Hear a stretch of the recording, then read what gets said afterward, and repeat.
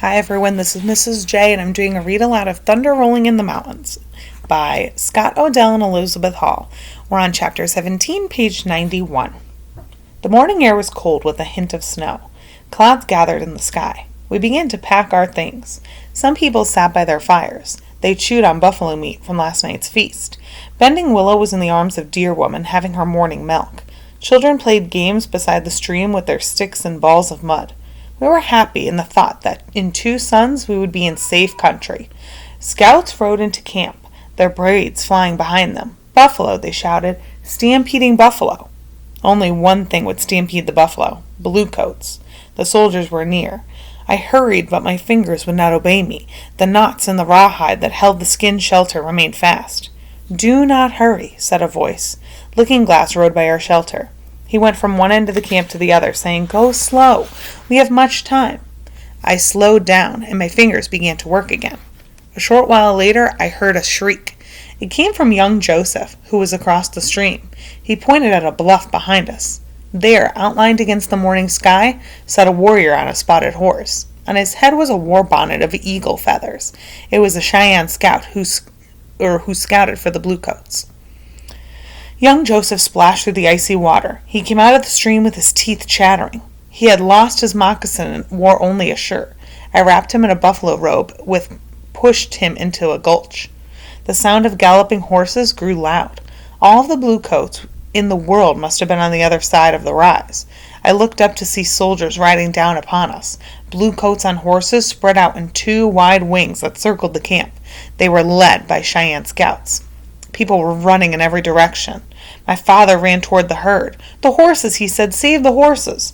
The warriors grabbed their rifles and got into gullies and behind rocks.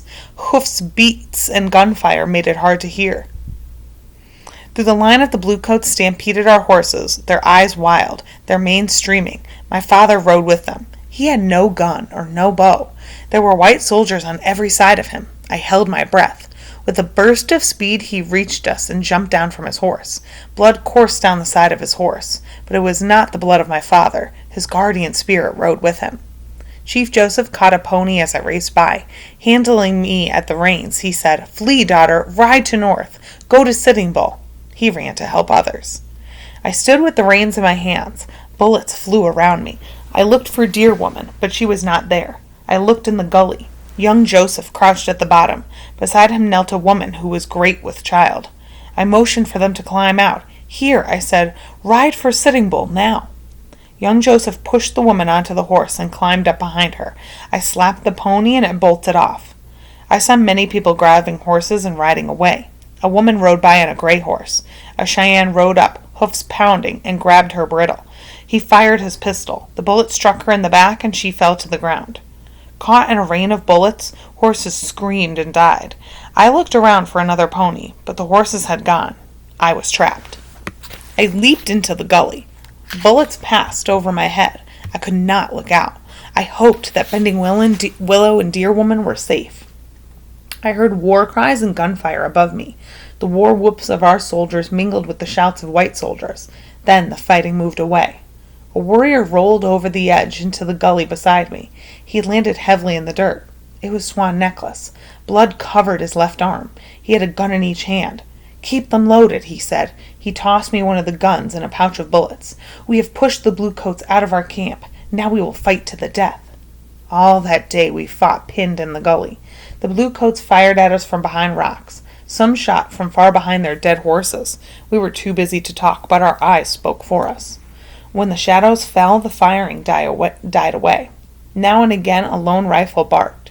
Without the sun and the air grew even colder. Some of us were wrapped in robes. But like Swan Necklace, our warriors were stripped for battle. They fought without leggings. They had no shirts, and most had no moccasins. Wearing only breechcloth, they shivered in the cold. Snow fell silently over the land. It was in the gathering darkness I peered over the edge of the gully and saw bodies strewn across the plain. Children cried with cold and fear and pain.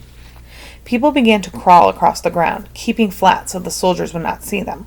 Warriors came in from the rocks and hollows. They brought news. The news was not good.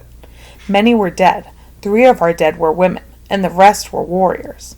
Some of our greatest warriors would fight no more. Brave Ollicott, my uncle, was dead.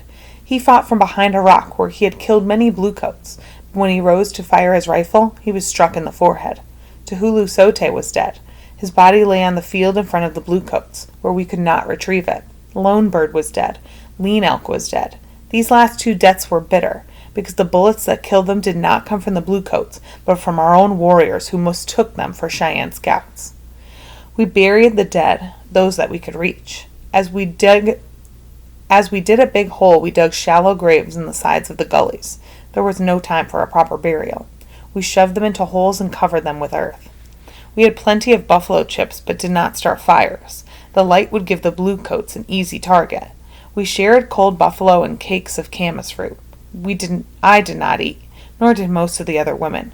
We gave the food to the children first, and then to the warriors. We had gone all day without water. 2 by 2, we crawled to the stream. We tied buffalo horn cups to rawhide and let them down into the water. When it was my turn, I gulped the icy water. It was sweeter than honey to my dry throat. No one slept that night. With camas hooks and knives, we dug deep trenches to shelter our people. Above the trenches, on the low bluffs, we dug shallow rifle pits for the warriors. We used pans to throw dirt out of the holes that we dug. I dug with my camas hook, and I wondered if we would ever be safe.